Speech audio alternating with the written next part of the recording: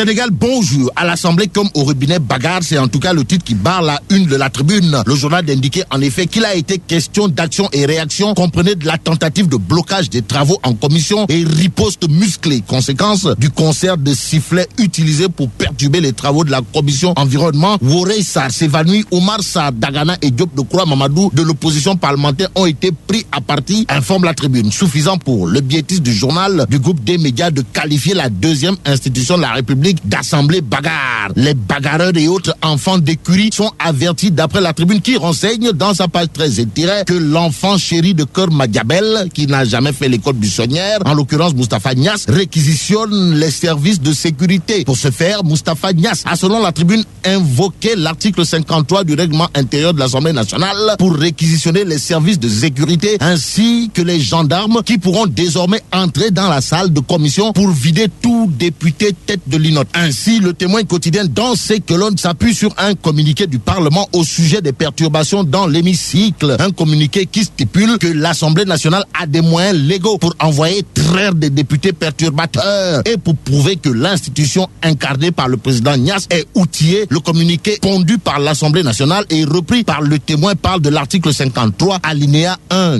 2, 3, 4 et 5 de la loi organique portant règlement intérieur du Parlement. Au Parlement, le Témoin ne manque pas de révéler à sa une que c'est la majorité qui a envoyé l'opposition chez Ardo. La majorité malmène l'opposition. Voilà en tout cas le titre qui barre la une du Témoin. Le journal d'indiquer par exemple que la veste de Omar Sarr Dagana a été déchirée. L'évacuation de Worey Sarr après une crise, sans oublier la correctionnelle infligée à Diop de Croix et Tierno Bokoum. Suffisant pour le populaire de retenir et faire retenir que des parlementaires ôtent leur honorabilité. Sur ce point, le journal du groupe Com7 a ça une titre: bataille de chiffonniers à l'Assemblée. Des députés de l'opposition et de la majorité souillent l'institution. Il s'agit pour la rédaction du Populaire de nous apprendre que les opposants ont débarqué en commission avec des sifflets et des vuvuzelas, pas pour faire du waka waka mais du bruit. En tout cas, Moustapha Niasse a sifflé la fin de la récréation. La récréation est terminée. Selon l'enfant de Keur Madiabel, indique le Populaire qui souligne que Moustapha Niasse met en garde les fauteurs de troubles. C'est la cellule de communication de l'Assemblée nationale qui informe que Moustapha Niasse est plus que déterminé à faire régner l'ordre dans l'institution en s'appuyant bien entendu sur la loi portant règlement intérieur du Parlement, indique le Populaire. En effet, comme prévu par l'article 53, alinéa 1, 2, 3, 4 et 5 de la loi organique, les forces de sécurité ont été mises à contribution pour rétablir l'ordre au sein de l'hémicycle hier. Et il en sera de même pour toutes les séances des commissions permanentes et pour la plénière qui poursuivront leurs travaux jusqu'à leur terme, indique le communiqué de la cellule de communication de l'Assemblée nationale, repris par le Populaire. Un communiqué qui rappelle que nul ne peut opposer sa volonté à la loi. Et comme il est dit, la loi est dure, mais c'est la loi. L'observateur L'Obs, dans ses colonnes, retient tout simplement que Moustapha Niasse sécurise son institution. L'institution, souligne l'observateur L'Obs, par le biais d'un communiqué, a tenu à dire haut et fort que l'Assemblée n'a pas pris position dans la querelle interne qui concerne un parti politique.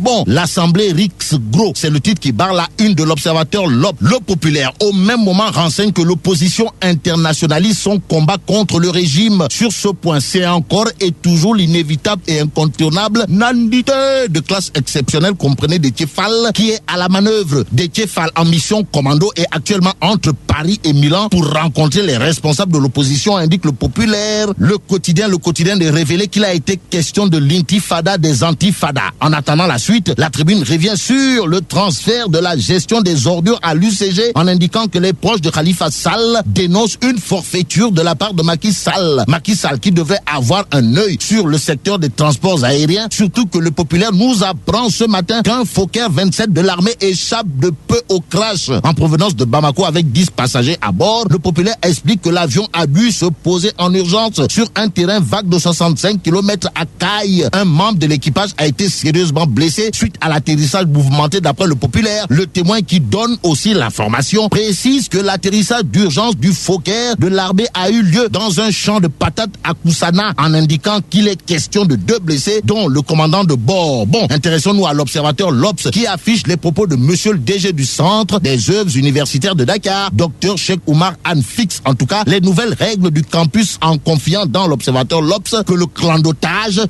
entre guillemets, sera limité. Aussi, le Dr Cheikh Oumar Anne, DG du COUD, est revenu en long et en large sur la vraie histoire du dossier du COUD à l'OFNAC. Sur ce point, monsieur le DG du COUD est formel dans l'Observateur. Aucune des récriminations adressées à l'OFNAC n'est fondée. Et ce qui est fondé selon Cheikh Omar Anne, d'après l'Observateur, est que l'année dernière, le COUD a servi des repas à hauteur de 20 millions de francs CFA par jour. Ce jour, Grand Place reparle de la traque de djihadistes en parlant de 2 nouvelles arrestations. Il s'agit d'un imam cueilli à Rufisque et d'un jeune alpagué à Yoff, indique Grand Place. Place à la tribune pour terminer. Le journal nous informe dans sa page 13 étirée que Serigne Modou Kara Mbacké Noreyni obtient sa 2e recrue de taille. En effet, le marabout chef de parti vient d'enrôler Oulimata Dioum dans le PVD. Oulimata Dioum va cumuler les fonctions de présidente des femmes du PVD et du mouvement Bamba Feb Bamba partout, explique la tribune. Bon, 2e recrue de taille du PVD aujourd'hui, Oulimata Dioum, et hier Isme Dioum. Qui dit mieux? Une chose est sûre, ce qui est la véritable source d'inspiration de Kara Mbacké Noreyni, c'est la mélodie divine. Et c'est en m'inspirant de cette mélodie divine que je dis vive le Sénégal.